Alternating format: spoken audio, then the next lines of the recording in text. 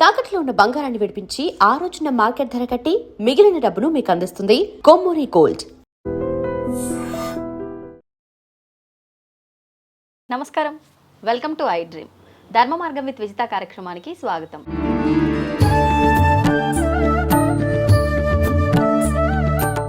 నమస్తే అమ్మా. అమ్మో ఏదో డౌట్తో వచ్చింటే అవే నాకు భయం. అడుగడుగు అమ్మా, అంటే ప్రతి ఒక్కరూ వాళ్ళ వర్షన్లో వాళ్ళు సందర్భాన్ని బట్టి మాట్లాడుతుంటారు. మాట్లాడింది అసలు రోజు గడవదు ఎవరికి కూడా. మౌనవ్రతంలో ఉందాము, ఇంక నేను మాట్లాడనని చెప్పి నోరు మూసుకొని కూర్చున్నా ఏదో ఒక సందర్భంలో ఆవేశంగా అయినా సరే ఒక మాట బయటికి రావాల్సిందే.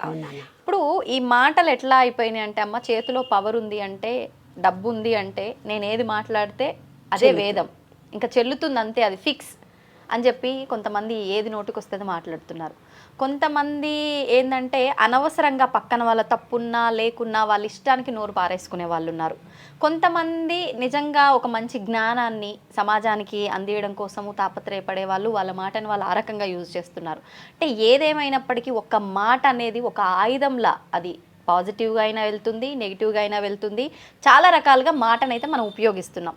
ఇప్పుడు ఈ మధ్యకాలంలో మనం చూసుకుంటే సోషల్ మీడియాలో కూడా ఈ మాటల వల్ల జరిగిన యుద్ధాలు మామూలుగా లేవు, అసలు ఆగట్లేదు కూడా. యుద్ధం ఏంటనుకున్నావు, రావణ యుద్ధము తర్వాత భారత యుద్ధం కంటే గొప్పగా జరుగుతున్నాయే. అంతే, భారత కృష్ణుడికి వాళ్ళకు పాండవులకు కౌరవులకు జరిగిన దానికంటే ఎక్కువ జరుగుతున్నాయి మాటల యుద్ధాలు. వామ్మో, నేను కూడా వింటున్నాను. అవును, ఏమంటారమ్మా, అంటే మనకు మనకు మాట్లాడే అవకాశం ఇచ్చిండు భగవంతుడు అని అంటే అది నిజంగా మన అదృష్టం. మాటలు రానివానికే తెలుస్తుంది మాటల విలువ. కష్టం. మరి మనం ఉపయోగించేటప్పుడు ఎంత జాగ్రత్తగా, ఎంత గౌరవంగా మాట్లాడాలమ్మా. ఏది నోటికి వస్తుంది మాట్లాడితే ఎట్లా? ఈ మాట అనేది ఒక సంస్కారం నాన్న. మాట అనేది ఒక సంస్కారం. దాని మీద ఒక కవిత రాశాను, చాలా చాలా బాధపడుతూనే రాశాను. ఏంటంటే, మనసు విప్పి మాట్లాడుకోవటానికి ఓ మనిషి కావాలి. ఎక్కడ దొరుకుతారు, ఏ వీధిలో అమ్ముతారు, ప్రపంచమంతా తిరిగినా ఎక్కడా కనిపించడం లేదు. మనసు విప్పి మాట్లాడుకోవాలని ఉంది. మనసును మనసుతో అర్థం చేసుకునే మనిషి కావాలి. భావాలను పంచుకోవాలి, భాషను అర్థం చేసుకోవాలి, యాసను కూడా అర్థం చేసుకోవాలి. నా యాస వేరు, నీ యాస వేరు. అప్పుడు కూడా గొడవలు వస్తాయి. ఏమయ్యా అంటావు ఎందుకు సరణాలు అంటారు. వాళ్ళ భాష వేరు, యాస వేరు. అవును, అవునమ్మా. యాసను అర్థం చేసుకోవాలి, నడవడికలు కలిసిపోవాలి, మనసుతో మనసు కలిసిపోవాలి, మనసులో చెలరేగిన సంకర్షణను ఎవరితో పంచుకోవాలి. ఇది ఎంత పెద్ద క్వశ్చన్ తెలుసా. సీనియర్ సిటిజన్స్ హోమ్స్కి వెళ్తే, అమ్మా తిన్నావా, ఉన్నావా, కనీసం మర్యాదకు 2 మాటలు మాట్లాడేవాళ్ళు లేరమ్మా అన్నప్పుడు కళ్ళనీళ్ళు ఆగవు మనకి. ఎక్కడ దొరుకుతారో అర్థం కావటం లేదు. ఎంతని వెతకాలి. మాటలు రాని మనుషులు, మాట్లాడితే అరిచే మనుషులు, మాట్లాడితే విమర్శించే మనుషులు, మాట్లాడితే కోపగించుకునే మనుషులు, మాట్లాడితే కోపంగా చూసే మనుషులు, మాట్లాడితే సమాధానం ఇవ్వని మనుషులు, మాట్లాడవద్దు, మాట్లాడవద్దు అనే మనుషులు, మాట్లాడితే తప్పు అనే మనుషులు, మాట్లాడితే చులగనగా చూసే మనుషులు, మాటను పట్టించుకొని విమర్శించే మనుషులు. మనం మాట్లాడుతుంటే కూడా మనల్ని విమర్శించి వెళ్ళిపోతారు కొందరు. అవును కదా. నీకు మాట్లాడడం రాదనే మనుషులు. నువ్వెంత యాంకర్ అయినా ఇంటికో పక్కింటికో ఫ్రెండ్ ఇంటికో నీకు మాట్లాడడం రాదని సడన్గా అంటుంది అది. అంటే ఏంటి? ఇలాంటి మనుషులు. మాటకి పెడర్థాలు తీసే మనుషులు. సామాన్లు ఉంటే జాకెట్లు అంటే చీరలు అంటే ఇంకేవో అయ్యాయి. మాటకి వ్యత్యాసాన్ని చూసే మనుషులు, మాటకి శూలాల్లా కుచ్చుకునే మాటలను వదిలే మనుషులు, మాట శబ్దం సరిగ్గా లేదనే వాళ్ళు, మాట్లాడడం రాదనే మనుషులు. మరి మాట ఎలా ఉండాలి? ఏ మాటకు మనిషి స్పందిస్తారు, ఏ మాటలను ఎలా మాట్లాడాలి అర్థం కాని మనుషుల మధ్య ఏది మాట్లాడినా తప్పే. అలా ఉంది మన జీవితం. అంటే దీన్ని బట్టి నిజంగా మీరు చెప్పిన కవిత అయితే అదిరిపోయిందమ్మా. ఇంకా ఉంది, అయిపోలేదు. ఉండు ఒక్క నిమిషం. డౌట్. అర్థం చేసుకునే లోకం ఎక్కడుంది, అర్థం చేసుకునే నా వాళ్ళు ఏరి, పుట్టిగిట్టే రోజులు దగ్గరికి వచ్చాయి, చచ్చే రోజులు కూడా దగ్గరికి వస్తున్నాయి. ప్రపంచంలో అందరూ ఎదిగిపోతున్నారు కదమ్మా. అయినా మనసు విప్పి మాట్లాడుకునే మనుషులు, మనసు అర్థం చేసుకునే మనిషి ఇప్పటికీ కనిపించలేదు. వస్తారన్న ఆశ కూడా లేదు. మనసుతోటే జీవిస్తాము. తెలుసుకుంటే బాధ అనిపిస్తుంది, చెబితే తప్పనిపిస్తుంది. చెప్పినా వినని మనుషులు, తప్పుగా భావించే మనుషులు ఎవరు మనవాళ్ళు? ప్రశ్నకి సమాధానం లేదు, ప్రశ్నలు ప్రశ్నలుగానే మిగిలిపోతున్నాయి. ఈ జీవితకాలం ముగిసిపోయింది నాకైతే. అలా అని మాట్లాడకుండా ఉంటే తప్పు, మాట్లాడినా తప్పే.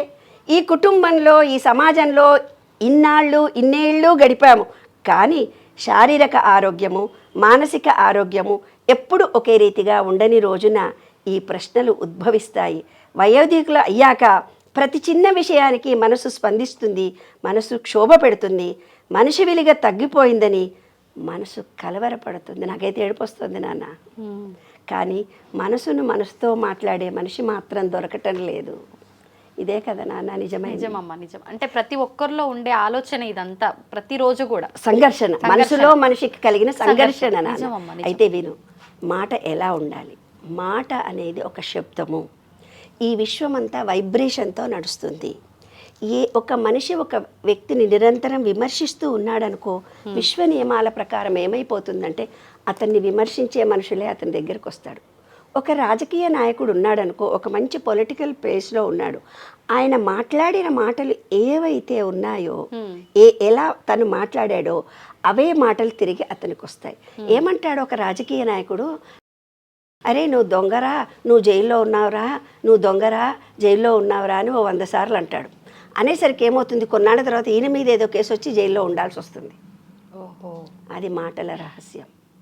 కాబట్టి నువ్వు మాట్లాడే మాటలో క్రిటిసిజం ఉందా?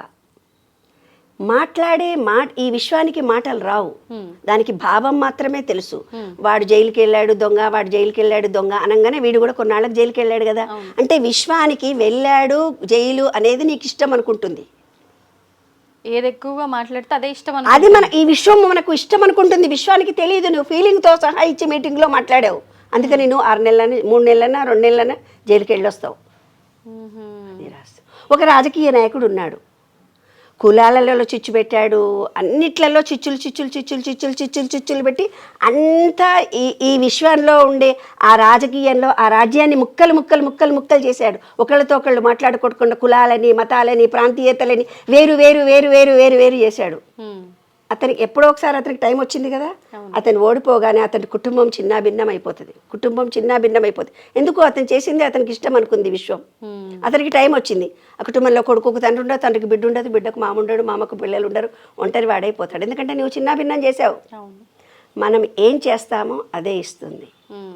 ఈ విశ్వంలో 72% నీరుంది, మనలో కూడా నీరుంది. నీటికి ఒక మెమరీ ఉందని నేను చాలా సందర్భాల్లో చెప్పాను. ఆ మెమరీ, ఒక అమ్మాయి ఏడుస్తూ నాకు ఫోన్ చేసి, మా అత్త కొడుతుంది, అత్త తిడుతుంది, మామ తిడుతున్నాడు, మా అత్త ఆడపడిచి వచ్చి కూడా నేను సూటిపోటు మాటలు అంటుంది, నేనంటే ఇష్టం లేదు, మా తోటికడ అరగంట మాట్లాడింది. విన్నా. నువ్వు ఎన్నిసార్లు చెప్పావమ్మా? ఒక అరగంట చెప్పావు, అన్నీ నెగిటివ్ మాటలే చెప్పావు. నేను, నా సంసారము, నా పిల్లలు, నేను ఎలా బాగుండాలనే థాట్ ఏది కూడా నీ మాటల్లో లేదు. ఈ విశ్వం ఏమనుకుంటుంది? ఓ ఇది చాలా బాగుందనుకొని ఆ మాటకు బలం వచ్చి అటువంటి సిచ్యుయేషన్లు ఇన్ని ఏర్పడతాయి. మాట చాలా గొప్పది నాన్న. ఏ మాట మాట్లాడుతున్నా విశ్వంలో రికార్డ్ అయిపోతుంది నాన్న. ఒక అబద్ధాలు చెప్తే విశుద్ధి చక్రం క్లోజ్ అయిపోతుంది. ఒక బట్టెబాజు మాటలు చెప్తే హస్తమా రోగం వస్తుంది. ఒకళ్ళతో అబద్ధం చెప్పి ఆస్తి దొబ్బేస్తే డైజెషన్ కెపాసిటీ తగ్గిపోతుంది. ఎన్నో అబద్ధాలు చెప్పి ఒక మనిషి ప్రేమించినా అని ప్రేమించకుండా వాళ్ళు ఎవరైనా చనిపోతే మెంటల్లీ రిటార్డెడ్ వాళ్ళైపోచ్చి మనసు స్థిరత్వంగా ఉండదు.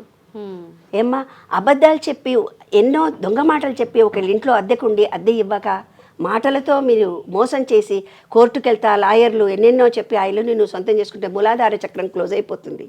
అంటే మన మాట అనేది ఈ విషయంలో ఒక వైబ్రేషన్. ఎవడో ఎక్కడో ఒకడు సూసైడ్ చేసుకోవాలనే థాట్ని రిలీజ్ చేస్తే సేమ్ థాట్ ఫీలింగ్ ఉండేవాడు ఇక్కడ సూసైడ్ చేసుకుంటాడు. ఒక బస్సు ఎక్కడో పడిపోతే ఇంకో బస్సు అదే థాట్ ఫీలింగ్ ఉన్నోళ్ళు. అంటే ఆలోచనకే అంత పవర్ ఉందంటే మాటకి ఇంకా శక్తి ఉంది కదా. అదే బీజాక్షరము అని పూర్వీకులు మనకు చెప్పారు. ఏ పదాన్నైతే మనం పదే పదే వీడియో తరఫున నేను అందరికీ చెప్తున్నాను, కష్టం లేని వాళ్ళు ఎవరున్నారే ఈ ప్రపంచంలో? ఆర్థికమైన ఇబ్బందులు ఉన్నవాళ్ళు కొంతమంది ఉన్నారు, ఉద్యోగాలు లేకుండా ఉన్నవాళ్ళు కొంతమంది ఉన్నారు. ప్రతి వాళ్ళకు ఏదో రకమైన అనారోగ్యమైన ఇంకా చెప్పుకోవాలంటే చాలా ఉన్నాయి. అలా ఉన్న వాటిని నేను యాక్సెప్ట్ చేస్తున్నాను. నాకు బీపీ వచ్చింది తెలుసా, నాకు షుగర్ వచ్చింది, పక్కింటి అమ్మాయికి వెనకింటి ఆమెకు ఊరంతా చెప్పుకున్నది. ఓహో బీపీ షుగర్ అంటే మీకు ఇష్టమని జీవితాంతం బీపీ షుగర్ పెరిగిపోతుంది. ఇప్పుడు షుగర్ పెరగడానికి కారణం ఏంటి తెలిసినా, ఏ థాట్ ఫీలింగ్ విశ్వంలో నువ్వు ఎవరినన్నా అడుగు, మాకు షుగర్ ఉందంటే మాకు షుగర్ ఉంది, మాకు షుగర్ ఉంది అంటే ఈ విశ్వం అనుకుంది షుగర్ అంటే ఈ పబ్లిక్కి చాలా ఇష్టం అనుకుని అందరికీ షుగర్ ఇచ్చేసింది. ఎవరికైనా ఈ విశ్వ నియమాలలోని విశ్వరహస్యాలు తెలిస్తే ఇప్పుడు ఎలా మాట్లాడతాడో చెప్పు. పెద్దవాళ్లతో మాట్లాడినప్పుడు ఆప్యాయతతో గౌరవంగా మాట్లాడాలి. పిల్లలతో మాట్లాడుతున్నప్పుడు పిల్లతనంగా మాట్లాడాలి. నువ్వు ఒక స్టేజీ మీద నువ్వు మాట్లాడుతున్నప్పుడు గౌరవప్రదంగా మాట్లాడాలి. నీ యాసతో నువ్వు మాట్లాడవచ్చు, అందులో తప్పు లేదు. కానీ భాషలో భావం చెడికొట్టేటట్టుగా ద్వంద్వవాటలు వచ్చేటట్టుగా మాట్లాడినప్పుడు తప్పుడు అర్థాలు వస్తాయి. కాబట్టి ఒక కుటుంబ పెద్దగా మాట్లాడేటప్పుడు డిగ్నిటీగా మాట్లాడాలి. నువ్వు ఒక హెచ్ఎం అయినప్పుడు ఇంకో తీరు మాట్లాడాలి. ఒక స్టూడెంట్ అయినప్పుడు రిక్వెస్ట్గా మాట్లాడాలి. ఒక ఐఏఎస్ ఆఫీసర్ అయినప్పుడు అథారిటీతో మాట్లాడాలి. ఆ మాటలు అనేవి ఎవరు నేర్పిస్తారు నాన్న? మాటకంటూ ఒక శబ్దం ఉన్నది. కాబట్టి వీడియో ద్వారా అందరికీ చెప్తున్నా, మీ మాటకు ఒక శక్తి ఉంది, మీ మాటకు ఒక వైబ్రేషన్ ఉంది. అదే విశ్వ నియమంలోని విశ్వరహస్యము. జాగ్రత్తగా మాట్లాడండి. ఖబర్దార్. మీరు మాట కాదు, ఆలోచించే ప్రతి ఆలోచన మళ్ళీ నీ దగ్గరికే వస్తుంది. ఇక్కడ ఒక సీసీ కెమెరా ఉంది. ఖబర్దార్. అదే మాటల రహస్యం నాన్న. బుద్ధి ఒళ్ళు దగ్గర పెట్టుకొని మాట్లాడాలన్నమాట. చాలా జాగ్రత్తగా మాట్లాడాలి. ఇంకా యాంకర్స్ ఇంకా గొప్పగా మాట్లాడాలి నాన్న. యాంకర్స్ తప్పు మాట్లాడితే అది ఇంకా పెద్దగా అవుతుంది. స్టేజ్ మీద మాట్లాడే వాళ్ళు ఎవరైతే ఉన్నారో, మా గురువుగారు మాకు చెప్పింది ఒకటే, ఎన్నో తప్పులు ఉంటాయి. స్టేజ్ మీద మాట్లాడేటప్పుడు ఎవరి తప్పు మనం ఎంచకూడదు. పర్సనల్గా కూర్చొని మాట్లాడాలి అంతే. ఎవరో నన్ను ఒక ఆయన అన్నాడు, మాట్లాడింది పద్ధతి బాగానే ఉంది కానీ అలా మాట్లాడకూడదమ్మా అని అన్నాడు మిమ్మల్ని. నన్ను ఒకరోజు ఒక సందర్భంలో. అప్పుడు నాకు అనిపించింది, ఆ టైంలో అలా మాట్లాడితేనే వాడికి తెలివి వస్తుంది, లేకపోతే తెలివి రాదు. అనుకున్నప్పుడు మాత్రం తప్పని పరిస్థితుల్లో అలా మాట్లాడాలి. అంతే. కొంతమంది ఎట్లుంటాడంటే స్టబాన్గా ఉంటారు. వాళ్ళు నలుగురిలో చెబితే అవమానపడి తన బిహేవియర్ మార్చుకునే తత్వం కొందరిలో ఉంటుంది. కౌన్సిలింగ్లోకి వచ్చేటప్పుడు నాకు అమ్మ నా బాధలు నీకు చెప్పాలంటే, ఊళ్ళో పనోళ్ళు అందరూ చాలామంది వచ్చేవాళ్ళు. అమ్మ నీవైతే బాగా పని నేర్పుతున్నావు, బిడ్డను కొంచెం భయపెట్టి మంచిగా పని నేర్పించు. ఇదేం ట్రైనింగ్ సెంటర్ రాలేదు మా అమ్మాయి. లేదా మా అమ్మ కదిరించి బెదిరించి బాగా చెప్తుంది, బాగా పని నేర్పిస్తుంది, మా పిల్లకు 4 రోజులు పని నేర్పించి పంపించు. అట్లా ఆ చెప్పే టెక్నిక్ ఏదైతే ఉందో, భయం ఎప్పుడు, భక్తి ఎప్పుడు, ప్రేమ ఎప్పుడు, లాలన ఎప్పుడు మనం తెలుసుకొని మాట్లాడాలి. అంతే. I love you darling. Love you to అమ్మ. And for more videos, Please subscribe to iDream. Please subscribe to iDream. Please subscribe iDream. And please subscribe to iDream. For more videos, subscribe to iDream. please like, share and subscribe to the channel. Congratulations, iDream. Subscribe to iDream. Subscribe to iDream. So subscribe to iDream Media. iDream ki iDream team andarki huge congratulations. Please subscribe iDream Media. Please subscribe to iDream.